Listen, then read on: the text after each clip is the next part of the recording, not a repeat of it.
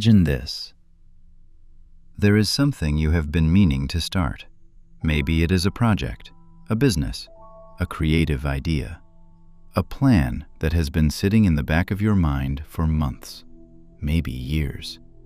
And every time you think about it, every time it surfaces, you tell yourself the same thing.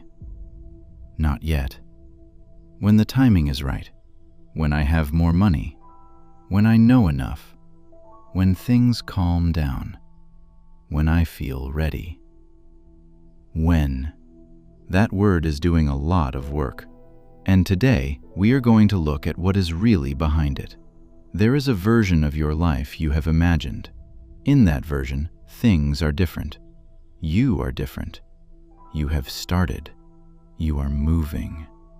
But right now, in the present version, you are still waiting.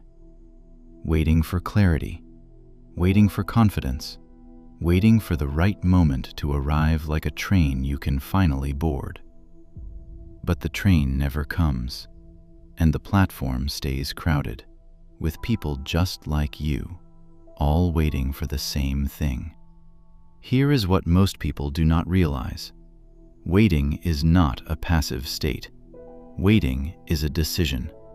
Every single day you do not start is a quiet vote you cast against yourself. You tell yourself that the problem is time, or money, or skill. But those are not the problem. The problem lives somewhere deeper, and it goes by a familiar name. William James, the philosopher and psychologist, once observed that the greatest weapon against stress is the ability to choose one thought over another. But what happens when the thought you keep choosing is, "I'm not ready yet"? Here is the truth that is difficult to sit with. You are not waiting because you are not ready. You are waiting because starting would make the dream real. And when something becomes real, it can also fail. Right now, the idea in your head is perfect, untested, unbroken, safe. The moment you start, you risk all of that.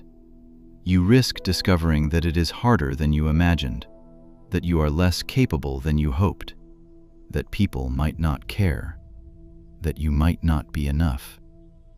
So instead, you protect the dream by never testing it.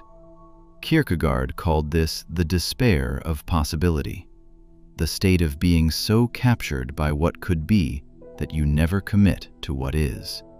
You live in the imagination of the start rather than the reality of it. We are told to plan carefully, to wait until we are ready, to set the right foundations before we build.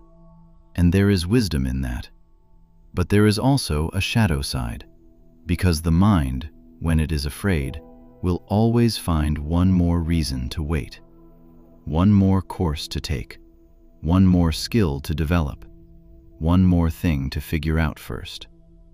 Seneca wrote that we suffer more often in imagination than in reality.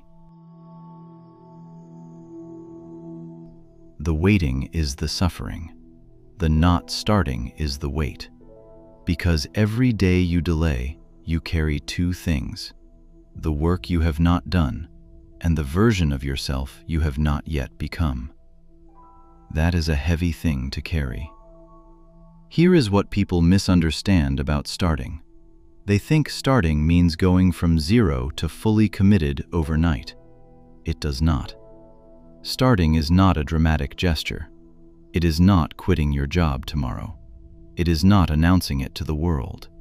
Starting is the smallest possible action in the direction of the thing. One sentence written, one email sent, 1 hour protected. William James called this the act of accumulation, the idea that the self is not built in moments of grand decision, but in the quiet repetition of small ones.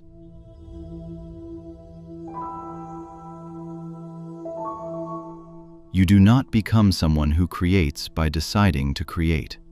You become someone who creates by creating, even badly, even slowly, even when no one is watching. The readiness you are waiting for does not come before you start. It comes because you start. There is a question underneath all of this that does not get asked enough. Not, when will I start, but who do I believe I am? Because the waiting is not just about timing, it is about identity. If you believe at your core that you are the kind of person who almost starts things, then that belief will keep manufacturing reasons to delay. The mind does not just create behavior, it protects identity. So as long as your identity is built around potential rather than action, waiting will feel completely rational. It will feel like wisdom, like patience, like being careful. But Aristotle reminded us that we are what we repeatedly do, not what we repeatedly intend, not what we repeatedly imagine, what we do. I want to leave you with one reframe. The first step is not a step forward. It is a step inward. It is the moment you decide that you are no longer the person who waits. You are the person who moves, imperfectly, uncertainly, without a guarantee. The world does not reward the people with the best plans. It rewards the people who begin. Seneca was not wrong.